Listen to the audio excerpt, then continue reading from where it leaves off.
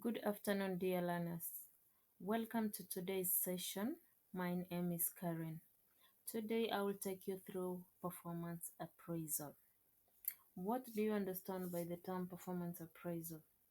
Performance appraisal is a regular review of an employee's job performance and overall contribution towards a company. Performance appraisal are also called annual reviews or sometimes performance reviews or even performance evaluation. This activity has purpose. What is the use? Why do we do performance appraisal? For what purposes? One, for evaluation, to assess the performance of employees against the standards and objectives of the organization. Second is for feedback, to provide employees with feedback on their performance, highlighting the areas of strength and areas that need improvement. Another purpose is for development. It helps to identify the training and development needs to help employees improve on their skills and their performance. Another purpose is for documentation, to maintain a record of performance over time for future references, including promotions, pay raises, disciplinary actions, and bonuses, etc. And then another purpose is for motivation. It is used to encourage employees through recognition and rewards for good performance. Those are just the few purposes for performance appraisal. You can research for others and write them down in your notes. There are several methods of carrying out this exercise, this evaluation, this performance appraisal. The most commonly used method is the 360 feedback method. This is an all-round one. The performance information is gathered from employees, supervisors, peers, subordinates, and even sometimes clients. Another method we use for evaluation is use of rating scales. Employees are rated on various performance criteria using numerical or descriptive scale. Another method for appraisal is self-evaluation. This solely dependent or is dependable on an employee himself or herself. They assess their own performance against the preset criteria. Another method is MBO.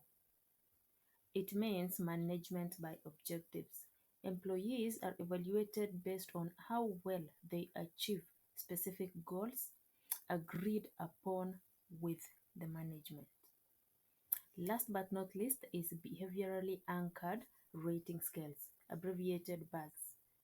This combines the elements of traditional rating scale and critical incidence by describing specific behaviors that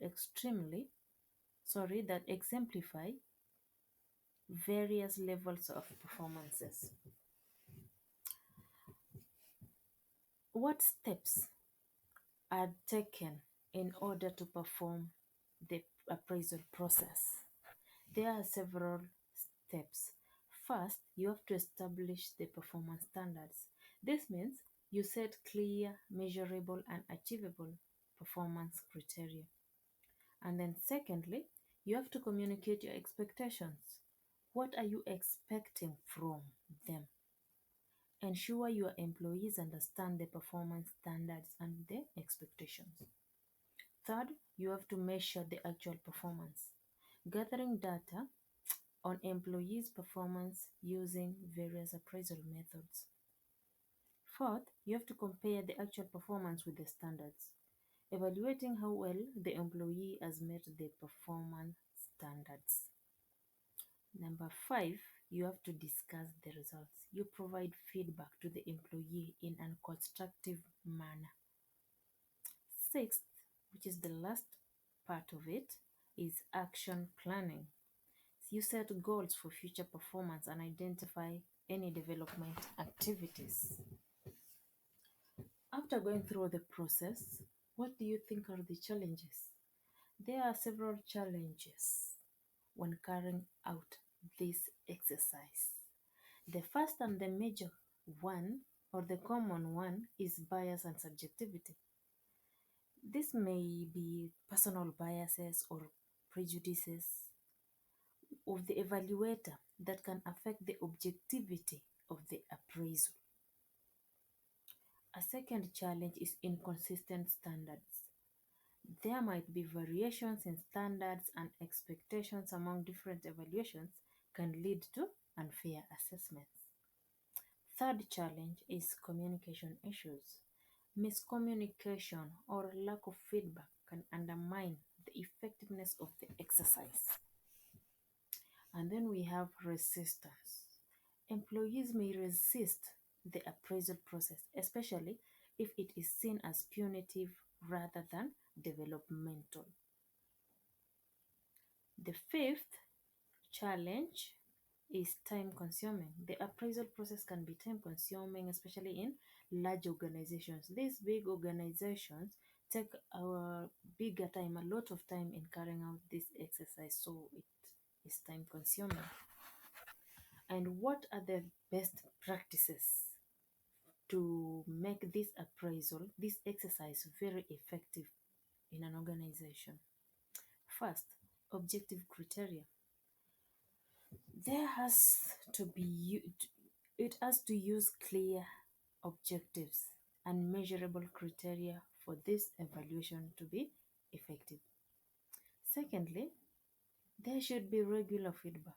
You have to provide continuous feedback, not just during the formal appraisal period.